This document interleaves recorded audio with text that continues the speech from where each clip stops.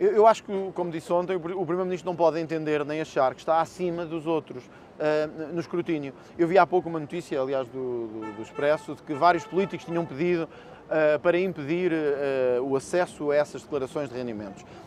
A menos que haja alguma razão de sigilo pessoal em algumas matérias, eu não vejo qual é a razão que possa sustentar isso. Portanto, o Primeiro-Ministro, que disse que ia ser o Primeiro-Ministro mais transparente da história do país, estar a bloquear o acesso à sua própria declaração de património e de rendimentos, que depois pode ser consultada, é um mau princípio e um mau exemplo. Também não sei que decisão vai tomar o Tribunal Constitucional, mas é importante que perceba que isto é uma decisão que vai fazer, provavelmente, jurisprudência e que vai ter impacto no futuro. Como eu sempre disse, os políticos não têm que fazer uma exposição total da sua vida íntima, privada e pessoal. Não é isso que se pede. Mas também não é isso que nos é pedido na entidade da transparência, nem no Tribunal Constitucional. São questões cujo património, conflito de interesses, pode chocar com o exercício de funções.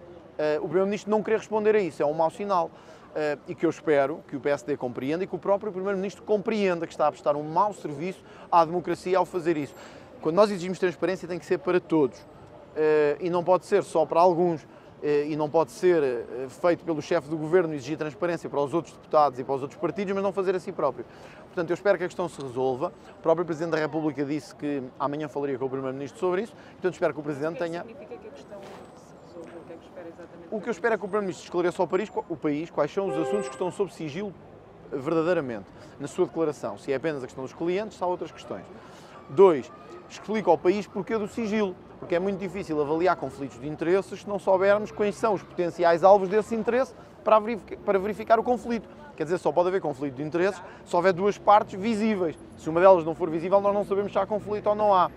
Se o Primeiro-Ministro conseguir explicar isto e nos convencer de porque é que ele pede sigilo nestas declarações, enfim, avaliaremos. Mas neste momento não é isso que temos e não é essa a explicação que temos da parte do Primeiro-Ministro. No seguimento desta, deixa-me só perguntar, como é que viu a necessidade do Gabinete do Primeiro-Ministro de prestar um esclarecimento depois da Comissão da Entidade para a Transparência ter dito que o Primeiro-Ministro tinha se oposto à consulta da declaração e depois também a necessidade da Comissão, da entidade vir prestar um novo esclarecimento, ou seja, parecia que estavam uns a desmentir-se aos outros. Sim. Por cima uns dos outros.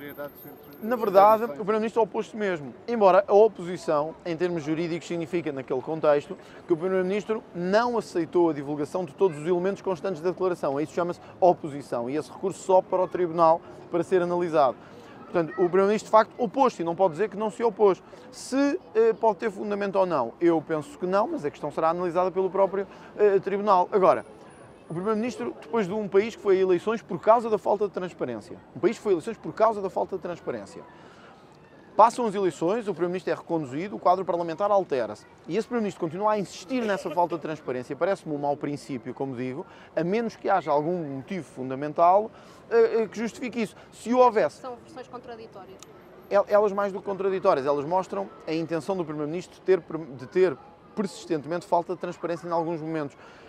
E isto cola com uma outra versão da história que já sabíamos e que também foi noticiada, quando o Primeiro-Ministro disse, tudo bem, é preciso mais, também acho, quando o Primeiro-Ministro disse que iria dar todos os elementos à investigação sobre a construção da sua casa, por exemplo, e depois soubemos que não entregou à Polícia Judiciária os elementos. Ou seja, é um Primeiro-Ministro que insiste permanentemente numa falta de transparência. E isto é uma de duas coisas. Ou é mau enquanto caráter político, ou é alguma coisa a esconder. Nos dois casos não é bom. Nos dois casos exige da oposição atenção. E nós estamos atentos à situação. O André vem aqui e vem já em pré-campanha com a Rita Matias. Está